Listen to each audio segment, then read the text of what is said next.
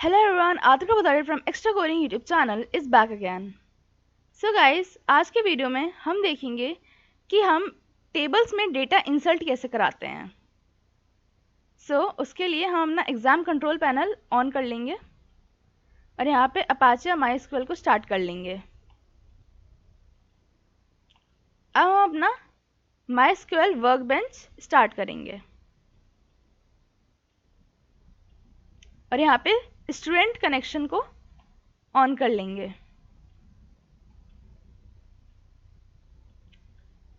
अब जैसा कि आप देख सकते हैं, ये हमने पिछले वीडियो में एक टेबल क्रिएट की थी इन्फो नाम की. अगर हम यहाँ पे इसे देखें तो आप देख सकते हैं इस टेबल में आईडी, नेम, एज और डीओबी नाम की कॉलम्स हैं जो कि हमने यहाँ पे पास कराए थे. राइट. अब हम इन कॉलम्स में डेटा पास कराएंगे, तो इसे हटा देते हैं. तो सबसे पहले तो हम यहाँ पे लिखेंगे यूज़ और अपने डेटाबेस का नाम स्टूडेंट. जैसा कि मैंने आपको पिछले वीडियो में बताया था कि हमें MySQL को बताना होता है कि हमें किस डेटाबेस पे काम करना है. तो यहाँ पे हम इसे यहाँ पे बताएंगे कि हमें स्टूडेंट नाम के डेटाबेस पे काम करना है. अब हम इसे रन करेंगे तो आप देख सकते हैं हमारी क्वेरी रन हो गई है. ओके. अब हम यहाँ पे लिखेंगे इंसर्ट इनटू. अब हम यहाँ पे अपने टेबल का नाम देंगे इन्फो. ओके. अब हम पैरेंथेसिस के अंदर अपने कॉलम्स का नाम पास कराएंगे. तो यहाँ पे ID, name, age and DOB. Okay. अब हम यहाँ पे लिखेंगे वैल्यूज़. अब वैल्यूज़ के अंदर यहाँ पे हम पैरेंथेसिस लगाएंगे और यहाँ पे हम अपना डेटा पास कराएंगे. तो सबसे पहले आप देख सकते हैं यहाँ पे कॉलम का नेम है आईडी. तो सबसे पहले हम आईडी का डेटा देंगे. तो सबसे पहले 1 एंड देन नेम. तो name let's suppose Riya. Then let the age to be 15 and then DOB यहाँ पे हम देंगे 2009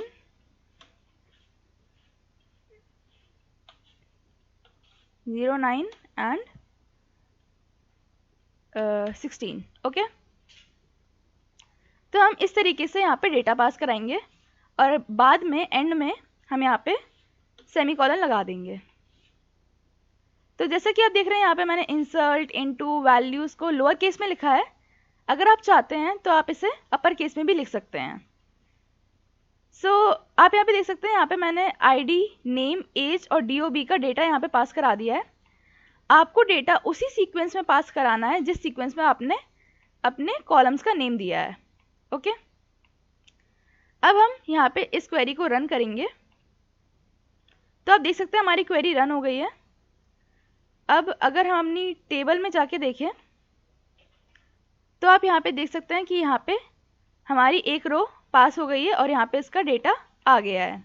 राइट. इसी तरीके से हम मल्टीपल रोज को भी एक साथ इंसर्ट करा सकते हैं.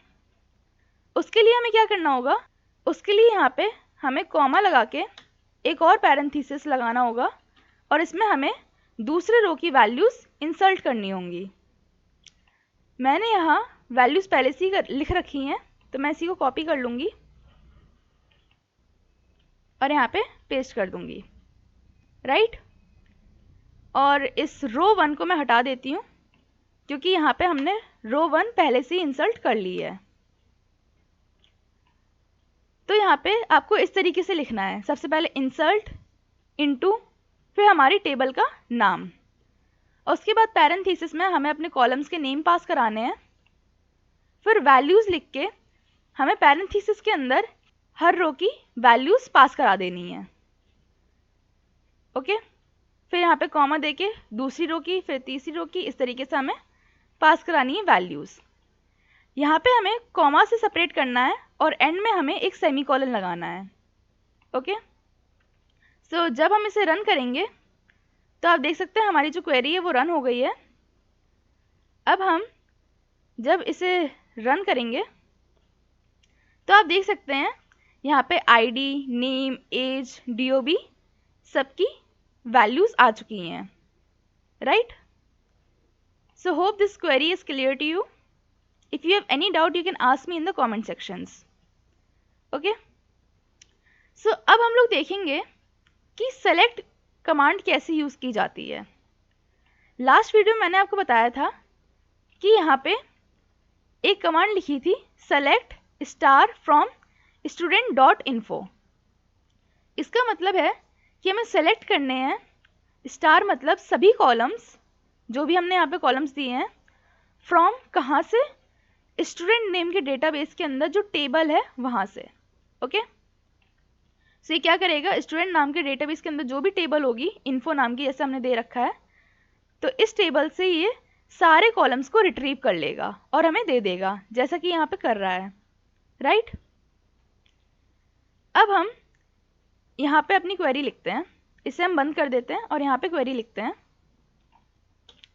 इसे मैं कमेंट कर देती हूँ. यहाँ पे हम लिखेंगे सेलेक्ट स्टार फ्रॉम इन्फो और यहाँ पे सेमीकोलन लगा देंगे. अब यहाँ पे रन करेंगे तो आप देख सकते हैं कि हमारी क्वेरी बिल्कुल वैसे ही रन की गई है जैसे यहाँ पे कर रही थी पहले, राइट? यहाँ पे जैसे हमें मिल रही थी रोज हमारी और कॉलम्स, वैसे ही हमें यहाँ पे मिल गए हैं. अब आप एक चीज़ गौर करेंगे, यहाँ पे लिखा है सेलेक्ट स्टार फ्रॉम student.info, लेकिन हमने यहाँ पे केवल इन्फो लिखा है. वो इसलिए क्योंकि हमने यहाँ पे पहले ही बता दिया था इसे कि हमें स्टूडेंट डेटाबेस के अंदर काम करना है. अगर आपको याद होगा कि हमने एक कमांड लिखी थी यूज़ स्टूडेंट, वो यही काम करती है. अगर आपने वो पहले नहीं बताया होता तो आपको यहाँ पे लिखना होता student.info. I hope this clear to you. अब अगर आप चाहते हैं कि सारे कॉलम ना मिले, हमें केवल नेम और एज मिले, तो हम यहाँ पे स्टार की जगह नेम कॉमा एज दे सकते हैं. अब अगर हम इसे रन करेंगे तो आप देख सकते हैं सारे कॉलम नहीं आए हैं, केवल नेम और एज आई हैं, राइट? तो इसी तरीके से आपको जो भी कॉलम देने हैं वो आप इसे कॉमा देके सारे कॉलम डिफाइन कर सकते हैं कि आपको ये कॉलम चाहिए और ये आपको वो कॉलम दे देगा. So I hope this clear to you. So see you soon in my next video guys. Thank you for being with me till the end of the session. और अगर आपको मेरा वीडियो पसंद आया हो तो please like, share and subscribe to my channel. Thank you so much.